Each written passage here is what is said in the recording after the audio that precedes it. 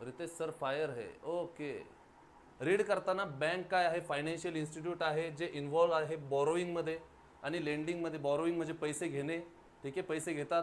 Lending म्हणजे loan देतात. पुन्हा बँक्स टेक कस्टमर डिपॉझिट घेतात आणि इन रिटर्न काय देतात त्यांना, पेईंग कस्टमर ॲन्युअल इंटरेस्ट देतात, एका वर्षाचा व्याज देतात, ठीक आहे. The bank then uses majority of this deposit. मग हे जे त्यांचे पैसे डिपॉझिट करून घेतले ते कुठे यूज करतात, मेजॉरिटी त्याची कुठे यूज करतात, लेंड करण्यासाठी बाकीच्या कस्टमरला. इथपर्यंत कळालं. For a variety of loans, ठीक आहे. त्यानंतर difference between two interest rate. Bank तुम्ही डिपॉझिट केल्यावर तुम्हाला जेवढा इंटरेस्ट देणार आहे आणि तुमचे पैसे वापस दुसऱ्या कोणाला तरी दिल्यावर जेवढा इंटरेस्ट त्यांना बँकेला भेटणार आहे त्याच्यातला जो डिफरन्स आहे ते बँकाचं असतं इफेक्टिव्ह प्रॉफिट, ठीक आहे, प्रॉफिट मार्जिन. बँक काय करते, प्ले करते इम्पॉर्टंट रोल इकॉनॉमीमध्ये. ऑफर काय करतं, सर्व्हिसेस कुणाला, पीपलला जे विश करतात सेव्ह करण्यासाठी, ज्यांना सेव्हिंग करायची आहे त्यांचं काय करतात, ऑफर करतात त्यांना सर्व्हिसेस, ठीक आहे. बँक काय करतं अजून important role, offering finance to बिझनेसला फायनान्स करते, लोन प्रोव्हाइड करते. हू विश टू इन्व्हेस्ट आणि एक्सपांड, जे बिझनेस आहेत ज्यांना इन्व्हेस्ट करायचं आहे, ठीक आहे, कुठलंही मार्केट असेल, कॅपिटल मार्केट वगैरे जे काही मार्केट असेल त्यामध्ये इन्व्हेस्ट करून स्वतःचा बिझनेस एक्सपांड करायचा आहे. एक्सपांड म्हणजे ग्रोथ करायची आहे त्यांना, ठीक आहे. These loans and business investment are important for enabling. हे जी इन्व्हेस्टमेंट आहे, हे जे वरचं सर्व काही गोष्टी झाल्या त्या कशासाठी इम्पॉर्टंट आहे, एनेबल करण्यासाठी, चालू करण्यासाठी, किंवा एनेबल म्हणजे बूस्ट देण्यासाठी इकॉनॉमिक जी ग्रोथ आहे, ठीक आहे. द मेन पर्पज बँकचा काय आहे, तो इन्क्लूड काय त्यामध्ये कोणत्या गोष्टी इन्क्लूड आहेत, keeping money safe for customer. तुमचे जे पैसे आहेत ते सेफ ठेवणं, ठीक आहे. Offer customers interest on deposit, interest provide करणं. Helping to protect against money losing value against inflation. जर इन्फ्लेशन आलं तर तुमचे पैसे सुरक्षित राहणार तेवढ्याच इंटरेस्ट रेटने जो आज सांगितलाय. उद्या जरी इन्फ्लेशन आलं तर, ठीक आहे, महागाई वाढली तरीही. लेंडिंग मनी टू फर्म्स, वेगवेगळे फर्म्स जे असतात त्यांना पैसे प्रोव्हाइड करणं. कस्टमर अँड होम बायर्स, ठीक आहे. ऑफरिंग फायनान्शियल ॲडवाईस पण ऑफर करतात ते. And related financial services such as insurance पण बँका प्रोव्हाइड करतात. पुढं banks are primary source of loan. Primary source आहे, इसेन्शियल कशासाठी आहे, एनेबल करण्यासाठी फर्म्स टू इन्व्हेस्ट आणि एक्सपांड, आधीच बघितलं. However bank are not the only source of finance. Bank फक्त फायनान्स करण्याचा एकच सोर्स नाही आहे. फर्म्स सुद्धा काय करू शकतात रे, ह्या बँकांनी या फर्मला पैसे दिले, ठीक आहे, पण फक्त बँकाच प्रोव्हाइड करू शकतात का सोर्स ऑफ फायनान्स, नाही. Firms may turn to private investors.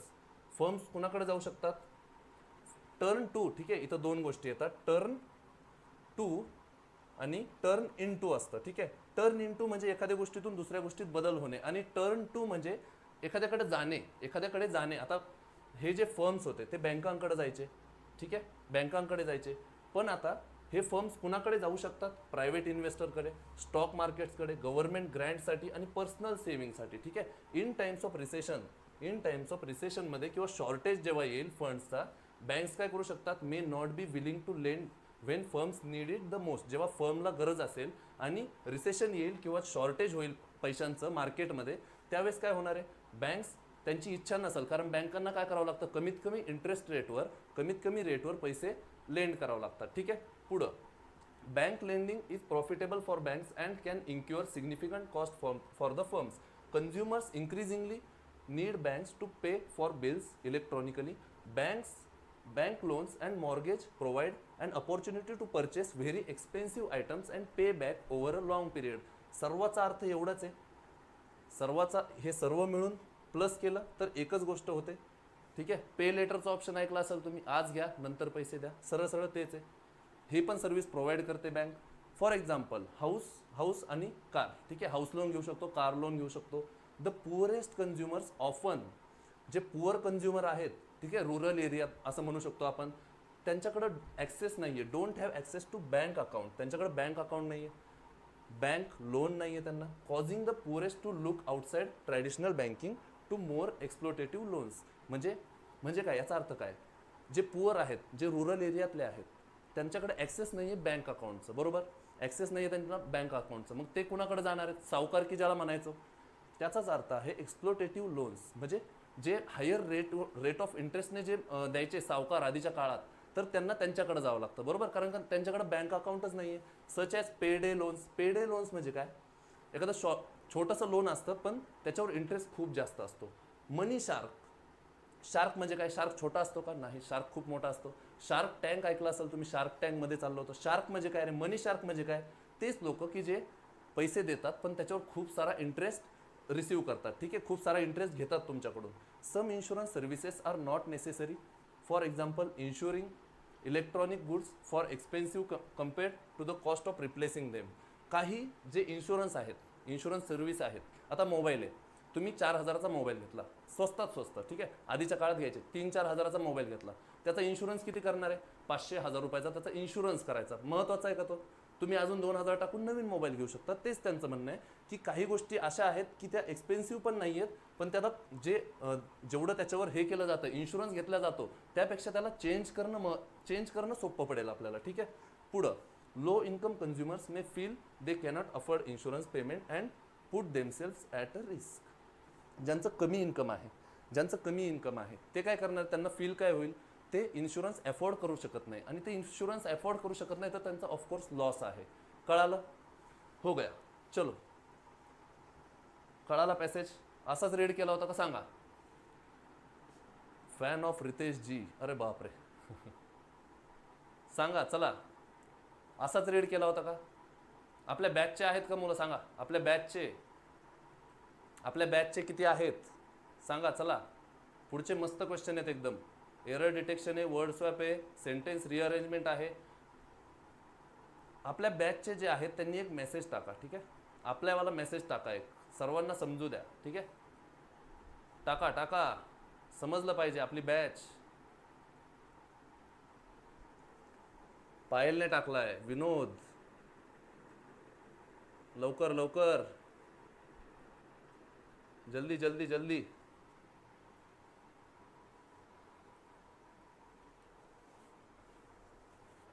जमतंय.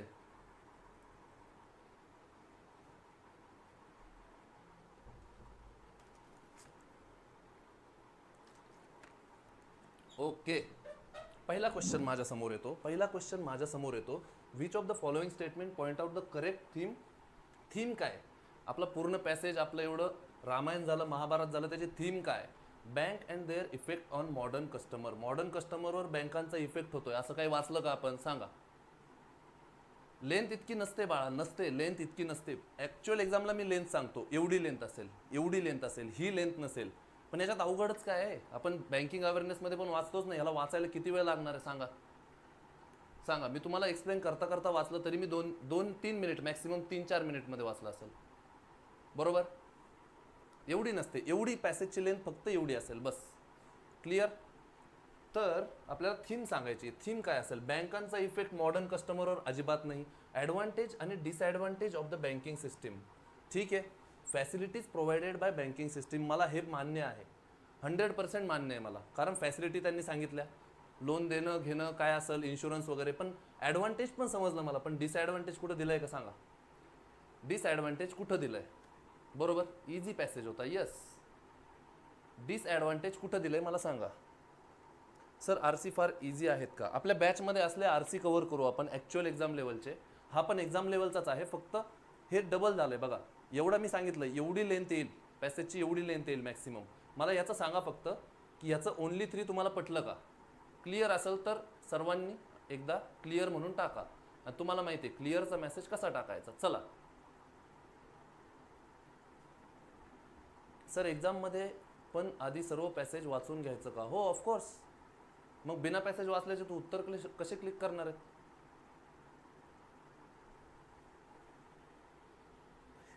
हे उत्तर आहे. इथेच कन्फ्युजन झालं. डिसॲडव्हान्टेज कोणी सांगितलं तुम्हाला? मी पण नाही सांगितलं, ते ऑथरने नाही सांगितलं, तुम्हाला सांगितलं कोणी? सांगा. क्लिअर आहे. बॅचचे मुलं बरोबर क्लिअरचा मेसेज बरोबर टाकतायत, दिसतंय. यस. चलो, पुढचा क्वेश्चन होता की which of the following statement is the author most likely to agree with. याचा प्रश्न विचारायचा काय त्यांना की ह्या 3 स्टेटमेंटपैकी मी स्वतः जाऊन जर त्या ऑथरला या 3 गोष्टी सांगितल्या तर ऑथर कोणत्या गोष्टीला ॲग्री करेल? हां बाबा तुझं बरोबर आहे. कुठली गोष्ट? सर माझा जाळ वेगळा आहे. ओके चला, कुठली गोष्ट ऑथरला मान्य असेल? Banking sector need to expand its facility to rural area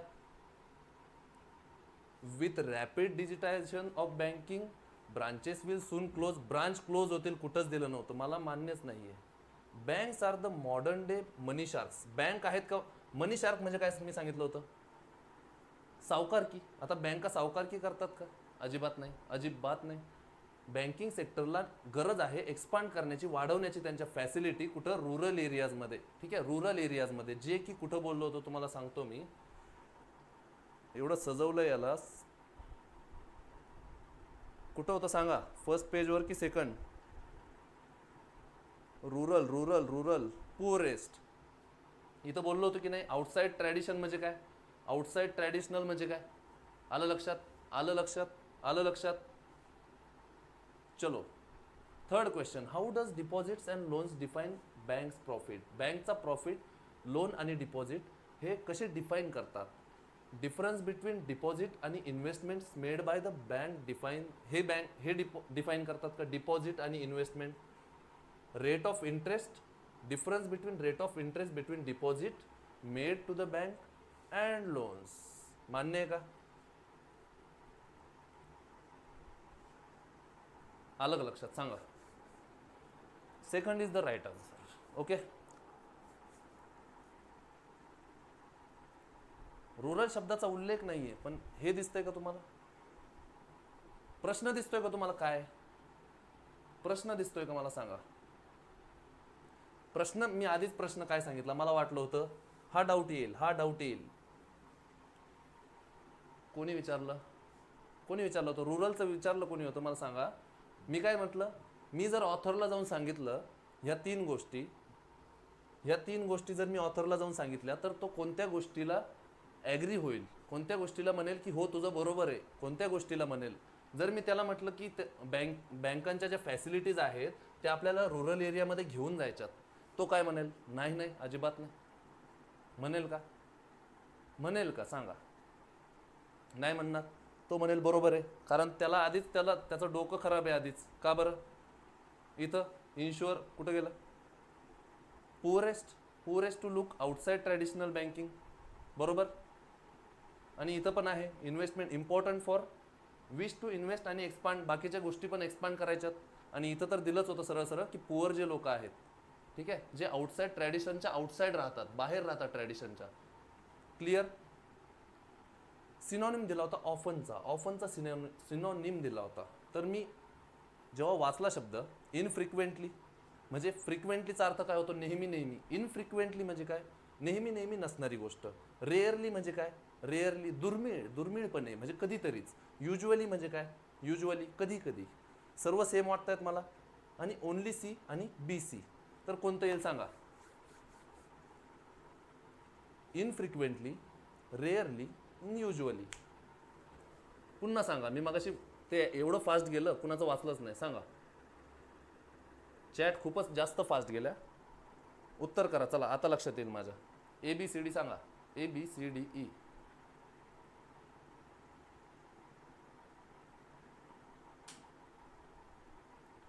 okay.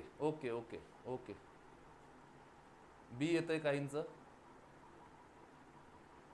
C ज्यांचं आलंय ते राईट आहे. ओनली सी म्हणजे ई हे आन्सर आहे आपलं. आणि इथं युज्युअली शब्द हा बरोबर सिनोनिम आहे. युज्युअली म्हणजे नेहमी. युज्युअली लक्षात येतंय का? युज्युअली बरोबर आहे. कारण इथं सरळ इनफ्रिक्वेंटली म्हणजे काय? नेहमी नसणारं. रेअरली म्हणजे काय? एकदम दुर्मिळ. पण इथं युज्युअली म्हणजे काय? नेहमी. तर सिनॉनिम विचारलं होतं आपल्याला. क्लिअर आहे का सांगा? आणि एनेबलिंग म्हणजे एखादी गोष्ट चालू करणे. ठीक आहे, एनेबल करणे.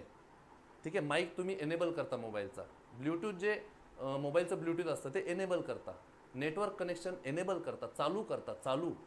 तर चालू करायला अलो करणार एखादी गोष्ट म्हणजे चालू करणार. विचारलंय काय? अँटोनिम. म्हणजे हा तर सिनोनिम झाला.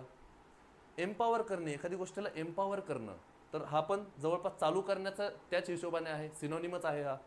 फॉरबिड करणे, फॉरबिडन आपण ऐकलं असेल, फॉरबिड करणे, एखादी गोष्टला थांबवणे, थांबवणे. आणि प्रोहिबिट करणं, प्रोहिबिट करणं म्हणजे सुद्धा थांबवणे, म्हणजे बोथ डी आणि ई हे राईट आन्सर आहे. जर पॅसेज वाचला मी,